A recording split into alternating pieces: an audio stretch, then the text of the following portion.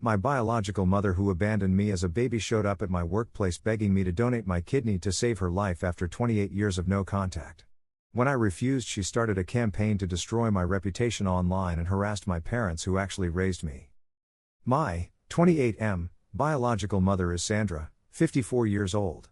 She gave birth to me when she was 26 but left when I was 3 months old. She walked out on my father and me because she said motherhood was not what she expected. My father Lucas told me this when I was old enough to understand.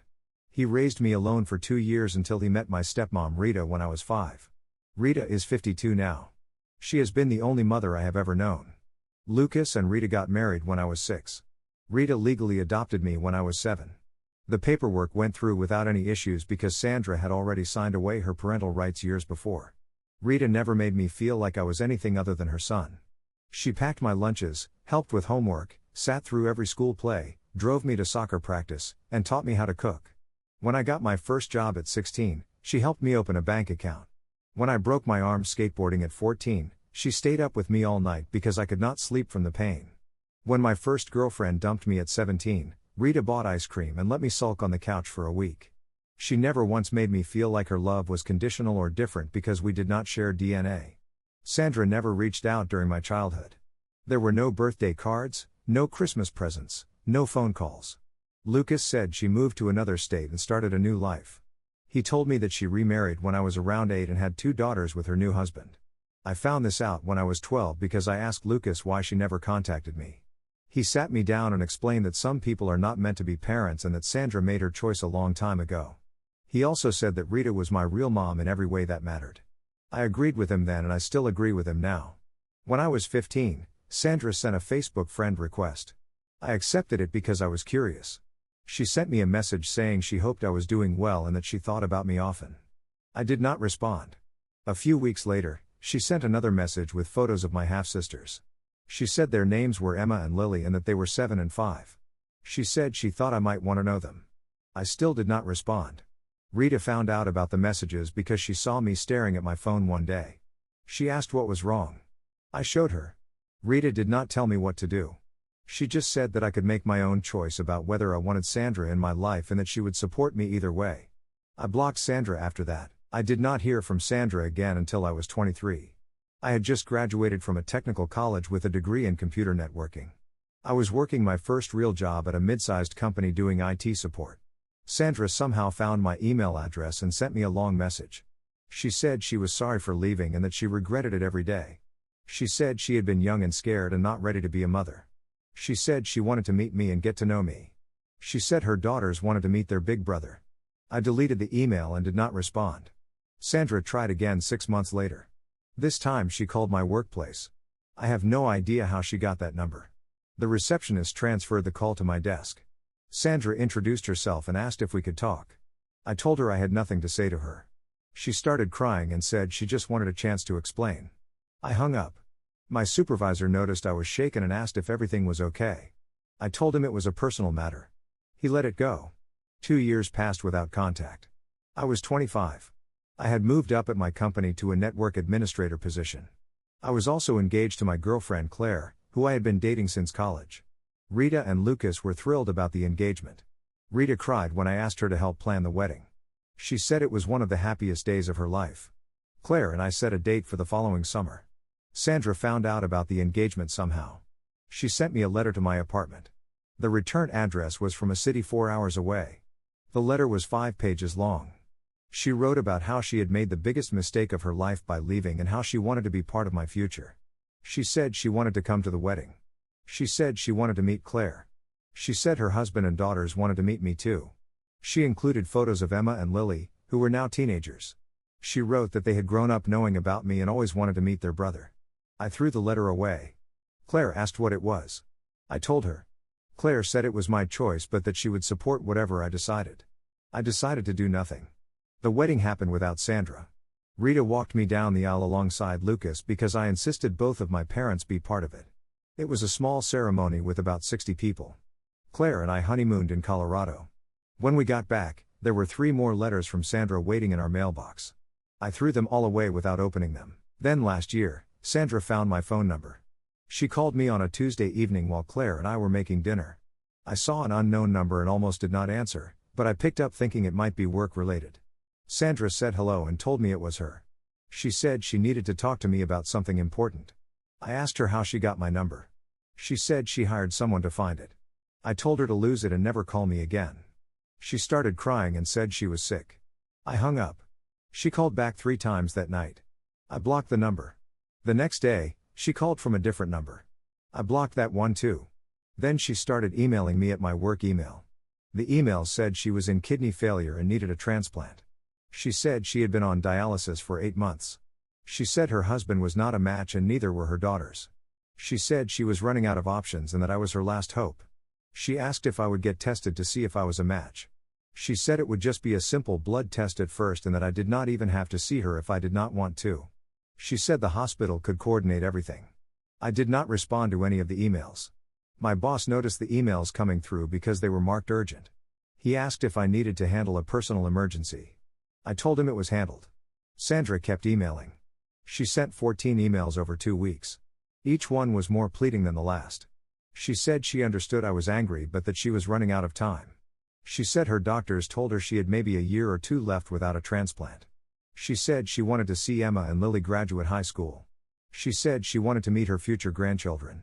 She said she was begging me to just get tested. Rita found out about the emails because I finally told her and Lucas about it over dinner one night. I needed advice. Rita listened to everything and then said it was my body and my choice. Lucas said the same thing.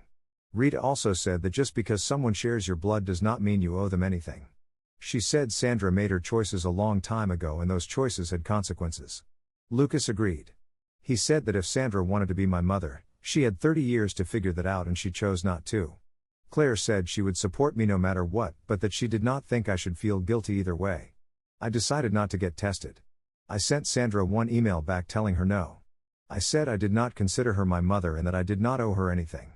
I said Rita was my mother and always had been. I told her to stop contacting me. She responded within an hour. She said I was being cruel and heartless. She said I was sentencing her to death. She said I would regret this when she was gone. She said my half-sisters would grow up without a mother because of me. She said she hoped I could live with that. I blocked her email. 2 weeks ago, Emma, my half-sister, contacted me on Instagram. She sent me a message saying she was 17 now and that Sandra was getting worse. She said Sandra was in the hospital more often than not. She said their family was falling apart because of the stress. She said Lily was having panic attacks and failing school. She said their father was drinking heavily. She said Sandra cried every day. Emma said she knew I did not owe them anything but that she was asking me to please reconsider getting tested. She said they were desperate. She said Sandra might only have months left. I felt something reading that message but I still did not respond. Claire saw me looking at my phone and asked what was wrong. I showed her. Claire said it was emotional manipulation and that Emma was probably being pushed by Sandra to contact me. I thought Claire was right. I blocked Emma. Then 3 days ago, Sandra showed up at my workplace. I was in the server room when the receptionist called and said someone was in the lobby asking for me. I went out and there she was. I had not seen her in person since I was 3 months old, so I only knew her from photos. She looked much older and thinner than in her pictures. She was in a wheelchair. She had a medical bag attached to the chair. She said she was sorry for ambushing me but that she was running out of time. She said the dialysis was not working anymore and that she needed a transplant within months or she would die. She said she drove 4 hours to see me because I would not respond to her messages. I told her to leave. She started crying. She said she knew she abandoned me and that she could never make up for it, but that she was begging me to save her life. She said she would do anything. She said if I got tested and was a match, she would pay for all my medical expenses.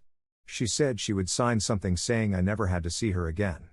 She said she just wanted to live long enough to see her daughters grow up. The receptionist was staring. 2 of my coworkers came out to see what was happening. My supervisor came out too. I told Sandra I was calling security if she did not leave. She grabbed my arm. She said I was her only hope. She said I was killing her by refusing. Security came and escorted her out. She screamed at me the whole way. She said I was a monster. She said Rita turned me against her. She said I was just like my father, cold and unfeeling. My supervisor took me aside after she was gone and asked if I needed the rest of the day off. I said no. But I could not focus for the rest of the day. That night, Claire and I talked about it for hours. She said Sandra was out of line for showing up at my job. She said it was harassment. I agreed. But I also told Claire that I kept thinking about what Sandra said. Claire asked if I was reconsidering. I said I did not know. Claire said she would support me but that I needed to think about what I was signing up for. She said donating a kidney was major surgery with risks. She said there was no guarantee Sandra would even survive the transplant. She said even if she did, I would be recovering for months. She said it could affect my job, my health, and our plans to start a family in the next few years. I called Rita the next morning. I told her everything. Rita said she could not tell me what to do but that she wanted me to think about why I was even considering it. She asked if it was because I actually wanted to help Sandra or because I felt guilty. She said guilt was not a good enough reason to go through major surgery. She also said that if I did decide to do it, she would be there for me no matter what. Lucas got on the phone and said the same thing. He also said that Sandra showing up at my job was unacceptable and that if she did it again, I should file a restraining order. Yesterday, Sandra's husband called me. He introduced himself as Richard. He said Sandra told him what happened at my workplace and that he wanted to apologize on her behalf. He said she was not thinking clearly because of the medications and the stress. He said she was desperate. He said Emma and Lily were falling apart watching their mother die. He said he was begging me to just get the blood test done. He said if I was not a match, then that would be the end of it and they would leave me alone. He said if I was a match, we could discuss it further. He said they would cover all costs and that I would never have to see Sandra again if I did not want to. He said he just wanted his wife to live. I told Richard the first would think about it. He thanked me and hung up. I have been thinking about it non-stop since then. Claire thinks I should not do it. Rita and Lucas said it is my choice but they are worried about me. My best friend said Sandra does not deserve anything from me after abandoning me. But I keep thinking about Emma and Lily. They did not ask for any of this. They are just kids watching their mother die. I also keep thinking about what Sandra said about me being a monster. I do not want to be that person. But I also do not know if I can go through with this for someone who means nothing to me. I do not know what to do. Part of me wants to just get tested to make this all go away. The other part of me thinks that if I do this, I will regret it for the rest of my life. Update 1. It has been 3 weeks since I made my original post. A lot has happened. I want to thank everyone who commented. Some of you told me I did not owe Sandra anything. Others said I should at least get tested. A few said I would regret it if I did not help. I read every comment multiple times. After the post, I decided to get tested. I know a lot of you will disagree with this choice. Claire was not happy about it either. But I could not stop thinking about Emma and Lily. I kept imagining them watching their mother die and knowing I could have helped but chose not to. I also thought that if I got tested and was not a match, then Sandra and her family would have to accept it and leave me alone. So I called Richard back and told him I would do the blood test. Richard was grateful. He said he would set everything up and that I would not have to interact with Sandra at all. He arranged for me to go to a lab near my house. I went in on a Saturday morning. The whole thing took less than 30 minutes. They drew several vials of blood and said the results would take about a week. I left and tried not to think about it. Claire barely spoke to me for the next few days. She said she understood my reasoning but that she thought I was making a mistake. She said I was letting Sandra manipulate me. She said even if I was a match, I should not feel obligated to donate. I told her I would cross that bridge if it came to it. She did not seem convinced. The results came back 6 days later. Richard called me. He said I was a match. He said the doctors were very optimistic about the compatibility. He said Sandra was overjoyed. He asked if I would be willing to meet with the transplant team to discuss next steps. I told him I needed time to think. He said that was fine but that time was a factor because Sandra was deteriorating quickly. I told Claire that night. She got up from the table and walked out of the room. When she came back, she said she could not believe I was actually considering going through with it. She said I was risking my health and future for someone who abandoned me. She said if something went wrong during surgery, I could have complications for the rest of my life. She said we wanted to have kids in a couple of years and that this could affect that. She said she loved me but that she could not support this decision. I called Rita the next day. Rita asked me why I was doing this. I told her I did not know. I said I felt like I had to. Rita said that was not a good enough reason. She said I needed to be sure because there was no going back once I was on the operating table. She also said that if I went through with it, Sandra would probably want a relationship afterward. She asked if I was prepared for that. I had not thought about that. Lucas called me later that same day. Rita had told him. He said he wanted to be clear about something. He said that no matter what I decided, he and Rita would support me. But he also said he thought I was making this decision out of guilt and not because I actually wanted to help Sandra. He said Sandra had been absent for 28 years and now she shows up asking for a piece of my body. He said that was not fair to me. He said if I decided to donate, he would be there for me during recovery. But he also said he hoped I would reconsider. I met with the transplant team a week later. Sandra was there. Richard was there. Emma and Lily were there too. It was the first time I had seen my half-sisters in person. They looked nervous. Sandra looked worse than she had at my workplace. She was still in the wheelchair but she looked even thinner. The transplant coordinator explained the procedure and the risks. She said the recovery time for donors was typically 6 to 8 weeks. She said there were risks of infection, bleeding, and complications from anesthesia. She said in rare cases, donors could develop kidney problems later in life. She said I needed to be absolutely sure before moving forward. Sandra spoke up after the coordinator finished. She thanked me for even considering it. She said she knew she did not deserve my help but that she was grateful. She said if I went through with it, she would never ask me for anything ever again. She said she would respect my boundaries and stay out of my life if that was what I wanted. Emma and Lily both looked at me. Emma said, "Thank you." Lily did not say anything but she looked like she had been crying. I told them I needed more time to decide. The coordinator said that was fine but that they needed an answer within 2 weeks because Sandra's condition was declining. Richard walked me out to my car. He thanked me again. He said he knew this was not easy and that he appreciated me even getting this far. He also said that if I decided not to do it, he would understand and they would not contact me again. I went home and told Claire everything. She said she could not do this anymore. She said she loved me but that she felt like I was choosing Sandra over her. She said if I went through with the surgery, she was not sure she could stay with me. I asked her if she was serious. She said yes. She said she had been thinking about it and that this whole situation made her realize we were not on the same page about family and boundaries. She said she needed someone who could stand up for themselves and not be guilt-tripped into major life decisions. She said if I could not do that, then she did not think we had a future together. We argued for hours. I told her I was not choosing Sandra over her. I told her I was just trying to do the right thing. She said the right thing was to protect myself and our future. She said donating a kidney to someone who abandoned me was not protecting myself. She said it was self-destructive. I told her she was being unfair. She said I was being naive. We went to bed angry. The next morning, Claire apologized. She said she did not mean to give me an ultimatum. She said she was scared and frustrated. She said she did not want to lose me but that she also could not watch me hurt yourself. She said she needed me to really think about what I was doing and why. I told her I would. I spent the next week thinking. I talked to Rita and Lucas almost every day. I talked to my best friend. I even talked to my coworker who had been there when Sandra showed up. Everyone had different opinions. But the more I thought about it, the more I realized I did not actually want to do this. I was doing it because I felt obligated. I was doing it because I did not want to feel like a bad person. But I did not owe Sandra my kidney just because we shared DNA. I called Richard and told him I was not going to donate. He was silent for a long time. Then he said he understood. He said he was disappointed but that he respected my decision. He thanked me for getting tested. He said they would look for other options. I asked him to please make sure Sandra and her family did not contact me again. He said he would do his best.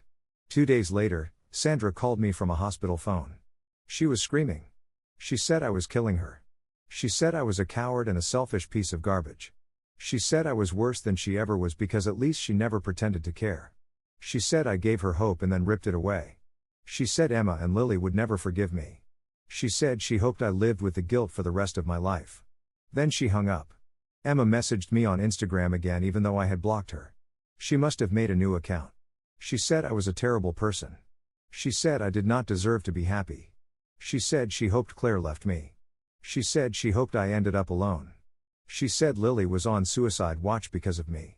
She said their whole family was falling apart and it was my fault. I blocked the new account. Richard called me the next day and apologized for Sandra and Emma. He said they were not handling the news well. He said Sandra had a breakdown and had to be sedated. He said Emma was lashing out at everyone. He said he would make sure they did not contact me again. I told him I was sorry it had to be this way but that I had made my decision. He said he understood. Then he said something that made my blood run cold. He said Sandra had been telling people in their community that I had agreed to donate and then backed out at the last minute to hurt her. He said she was painting me as the villain. He said some of their friends and family members had started leaving me negative reviews on social media pages tied to my name. He said he would try to stop it, but that he could not control what Sandra said or did. I checked my social media that night. There were dozens of messages from people I did not know. They called me heartless. They said I was letting my mother die. Some of them found my work email and sent messages there too. One person found Claire's Facebook and sent her a message saying she should leave me because I was a monster. Claire showed me the message. She said this was getting out of hand. She said we needed to do something. I talked to Lucas and Rita. Lucas said I should consider getting a lawyer. He said Sandra was defaming me and that I could potentially file a cease and desist. Rita agreed. She also said I should document everything in case it escalated. I started screenshotting all the messages and emails. Then yesterday, Sandra posted something on Facebook. She did not name me directly, but she wrote a long post about how her oldest son had abandoned her twice in her life. She said first he refused to have a relationship with her and now he was refusing to save her life. She said she was heartbroken but that she forgave him. She said she hoped he found peace someday. The post had hundreds of comments. Most of them were supportive of Sandra. A few people said she should respect my decision. But the majority said I was horrible. Claire saw the post because one of her friends sent it to her. Claire said enough was enough. She said we needed to go to the police and file harassment charges. I agreed. We went to the police station this morning and filed a report. The officer said there was not much they could do about the Facebook post or the messages unless they became threatening. But he said if Sandra or anyone from her family contacted me directly again, I could file for a restraining order. I left the station and came home. I feel like this nightmare will never end. I thought saying no would be the hardest part, but dealing with the aftermath has been worse. Claire is standing by me, but I can tell this is wearing on her. Rita and Lucas are furious on my behalf. My best friend said I should delete all my social media and disappear for a while. I am considering it. I do not regret my decision not to donate. But I did not expect it to turn into this. Update 2. It has been 5 weeks since my last update. Things got worse before they got better. I am going to try to explain everything that happened. After I filed the police report, Sandra's posts on Facebook became more frequent. She stopped being vague and started naming me directly. She posted my full name and said I was her son who refused to save her life. She shared photos of herself in the hospital with captions about how she was dying because her son abandoned her. Her friends and family shared the posts. Some of them tagged me even though I had blocked Sandra. Claire's friends started seeing the posts too. A few people from my high school who were Facebook friends with Sandra's relatives sent me messages asking if it was true. I did not respond to any of them. Richard called me and said he could not control Sandra anymore. He said she was obsessed with making me look bad. He said she believed that if enough people pressured me, I would change my mind. He said he tried to get her to stop but that she would not listen. He also said Emma had made multiple fake Instagram accounts to send me messages. He said Lily was seeing a counselor now because of everything. He apologized again and said he would do what he could. Claire and I decided to deactivate our Facebook accounts. We also made our Instagram accounts private. But the damage was already done. Someone found my LinkedIn profile and left a comment on one of my posts calling me out for refusing to help my dying mother. My boss saw it. He called me into his office and asked what was going on. I explained the whole situation. He said he believed me but that he was concerned about the optics. He said if this continued to affect my work or the company's reputation, we would need to revisit the conversation. I told him I understood. 2 weeks after my last update, I came home from work and found a letter taped to my apartment door. It was from Sandra. I have no idea how she got my address. The letter was 6 pages long. She wrote about how she regretted leaving me but that she had been young and scared. She said she spent years trying to find the courage to reach out. She said when she finally did, I rejected her over and over. She said all she wanted was a chance to know me and now all she wanted was a chance to live. She said I was the only person who could save her and that I was choosing to let her die. She said she did not understand how I could be so cruel. She said Rita and Lucas must have poisoned me against her because no decent person would let their mother die. She said she was praying I would change my mind before it was too late. Claire read the letter and said we needed to file for a restraining order immediately. I agreed. We went back to the police station. The officer from before helped us file the paperwork. He said it would take a few days to process. He also said that once the restraining order was in place, Sandra would not be allowed to contact me or come within a certain distance of me. I felt relieved. The restraining order was granted a week later. Richard called me after Sandra was served. He said she had a complete meltdown. He said she was hospitalized again because her blood pressure spiked. He said the doctors were worried she was going to have a heart attack. He said Emma and Lily blamed me. He said their household was a disaster. He said he was doing his best to hold everything together but that it was falling apart. I told him I was sorry but that I had to protect myself. He said he understood. For a few days, things were quiet. I thought maybe Sandra had finally given up. Then I got a call from Rita. She was upset. She said Sandra had somehow found her phone number and called her. Sandra told Rita that she was a terrible person for stealing me away from my real mother. She said Rita should be ashamed of herself for turning me against her. She said Rita was the reason I was letting her die. Rita told Sandra to never contact her again and hung up. But Sandra called back 3 more times before Rita blocked the number. Lucas called me later that day. Sandra had called him too. She said he failed as a father because he raised a son who had no compassion. She said if I had been raised by her, I would have turned out better. She said Lucas and Rita were both responsible for her death. Lucas told her to lose his number and blocked her. I could not believe Sandra was now harassing my parents. I called the police and told them what happened. The officer said Sandra was violating the restraining order by proxy. He said if she contacted anyone close to me again, she could be arrested. I asked him to make that clear to her. He said he would. The next week, Sandra posted a video on Facebook. She was in her hospital bed crying. She said she was making the video because she did not have much time left. She said her son had refused to save her life and now she was dying. She said she wanted people to know the truth about what kind of person I was. She said I was selfish and heartless. She said she forgave me but that she wanted me to know her blood would be on my hands. The video went viral in her community. Hundreds of people shared it. Some of them left comments on the video saying they would find me and make me pay. Others said I deserved to suffer. Claire saw the video and started crying. She said this was never going to end. She said Sandra was going to destroy our lives even if it killed her. I agreed. I called the lawyer that Lucas had recommended. The lawyer said I had grounds for a defamation lawsuit. He said Sandra's posts and video were damaging my reputation. He said we could send her a cease and desist letter and potentially sue for damages. I told him to do whatever he thought was best. The lawyer sent the cease and desist letter. Sandra ignored it. She posted another video 2 days later. This one was worse. She said I was not just refusing to donate a kidney but that I was also spreading lies about her to make myself look better. She said I was telling people she was a bad mother when the truth was that she left because Lucas was abusive. She said Lucas had threatened her and forced her to sign away her parental rights. She said she had been afraid for her life. She said she tried to come back for me when I was older but that Lucas and Rita blocked her at every turn. I could not believe what I was hearing. None of it was true. Lucas was never abusive. Sandra left because she did not want to be a mother. Lucas had the paperwork to prove it. I called the lawyer and told him about the new video. He said we needed to act fast. He said this was serious defamation and that we should file the lawsuit immediately. I agreed. We filed the lawsuit last week. Sandra was served with the papers 3 days ago. Richard called me and begged me to drop it. He said Sandra was in bad shape and that the stress of a lawsuit could kill her. He said she was barely hanging on as it was. He said Emma and Lily were devastated. I told him I was sorry but that Sandra brought this on herself. He said I was being vindictive. I said I was protecting myself and my family. He hung up. Sandra responded to the lawsuit by posting another video. She said I was now suing her while she was on her deathbed. She said I was trying to bankrupt her family and leave her daughters with nothing. She said I was evil. The video got even more attention than the previous ones.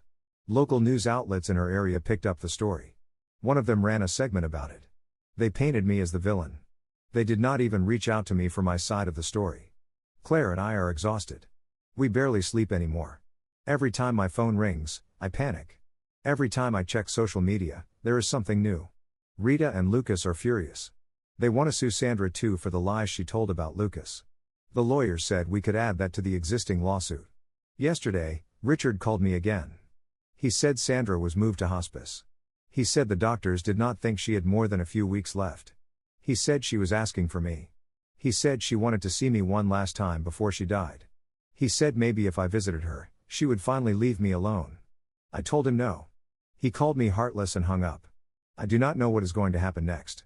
The lawsuit is moving forward. My lawyer said it could take months or even years to resolve. Sandra might not even live long enough to see the end of it. But I do not care anymore. I am done being her victim. Update 3. It has been 2 months since my last update. Sandra died 3 weeks ago. Richard called to tell me. He said she passed away in hospice with Emma and Lily by her side. He said her last words were about me. He said she forgave me. I did not ask what else she said. I told Richard the first was sorry for his loss and hung up. I did not go to the funeral. Claire asked if I wanted to and I said no. Rita and Lucas agreed that I should not go. They said Sandra did not deserve my presence even in death. I stayed home that day and tried not to think about it. Emma sent me a message the day after the funeral. She said I killed her mother. She said I could have saved her but I chose not to. She said she would never forgive me. She said she hoped I suffered for the rest of my life. She said Lily tried to kill herself the night Sandra died and was now in a psychiatric facility. She said that was my fault too. She said their family was destroyed because of me.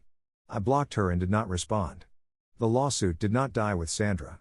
My lawyer said the estate could still be held liable for the defamation. He said we could pursue damages from whatever Sandra left behind. I told him I did not want to do that. I did not want her money. I just wanted this to be over. He said he understood but that I should think about it because Sandra had caused real harm to my reputation and emotional state. I told him I would think about it. Richard called me a week after Sandra died. He said he found something in her belongings. He said it was a journal Sandra had kept for the last year. He said she wrote about me in it almost every day. He said some of the entries were hard to read. He asked if I wanted it. I said no. He said he thought I should have it anyway because it might give me closure. I told him I did not need closure. He said he would mail it to me and I could decide what to do with it. I told him not to. He mailed it anyway. The journal arrived 5 days ago. I almost threw it away without opening it. But Claire said I should at least look at it. She said maybe it would help me understand why Sandra did what she did. I opened it. The journal was filled with entries about her regret. She wrote about leaving me and how it was the biggest mistake of her life. She wrote about watching Emma and Lily grow up and thinking about me constantly. She wrote about how she tried to reach out over the years but never had the courage until she got sick. She wrote about how she thought getting sick might be her chance to finally have a relationship with me. She wrote about how devastated she was when I refused to get tested. She wrote about how angry she was when I agreed to get tested but then backed out. She wrote about how she felt betrayed. But she also wrote things that made me sick. She wrote about how she believed Rita had brainwashed me. She wrote about how she thought Lucas had turned me against her. She wrote about how she was convinced that if she could just get me alone, she could make me see the truth. She wrote about how she planned to show up at my work because she thought seeing her in person would change my mind. She wrote about how she decided to go public with everything because she thought social pressure would force me to help her. She also wrote about Emma and Lily. She wrote about how she told them I was a bad person who abandoned the family. She wrote about how she encouraged Emma to contact me and guilt me into donating. She wrote about how she was proud of Emma for standing up to me. She wrote about how she hoped Lily would do the same. The last entry was dated 2 days before she died. She wrote that she was ready to go. She wrote that she had done everything she could and that it was not enough. She wrote that she forgave me even though I did not deserve it. She wrote that she hoped I would think about her every day for the rest of my life and feel guilty. She wrote that she hoped I would realize too late what I had done. I closed the journal and put it in a drawer. I have not looked at it since. Claire asked what I was going to do with it. I said I did not know. She said maybe I should burn it. I said maybe. Rita and Lucas came over last weekend. I told them about the journal. Rita said Sandra was manipulative until the very end. Lucas said the journal proved that Sandra never actually cared about me as a person. He said she only cared about what I could do for her. I agreed. The lawsuit is still technically active but my lawyer said we could drop it now that Sandra is dead. He said going after the estate would be more trouble than it was worth. I agreed to drop it. I just want this to be over. Claire and I are trying to move on. We talked about moving to a different city to get away from everything. We have not decided yet. My job is stable again. My boss said the negative attention has died down and that I should not worry about it anymore. Rita and Lucas call me every few days to check on me. They keep telling me I did the right thing. I want to believe them. Emma has not contacted me again. I hope she never does. Richard sent me one final message saying he understood why I made the choices I did and that he did not blame me. He said he hoped I could find peace. I did not respond. I think about Sandra sometimes. I think about the fact that she died hating me. I think about Emma and Lily growing up without a mother. I think about whether things could have been different if I had made different choices. But then I remember everything she put me through. I remember the harassment and the lies and the public shaming. I remember how she tried to destroy my life because I would not give her what she wanted. I do not regret my decision. I will never regret it. Sandra made her choices and I made mine. I am learning to live with that.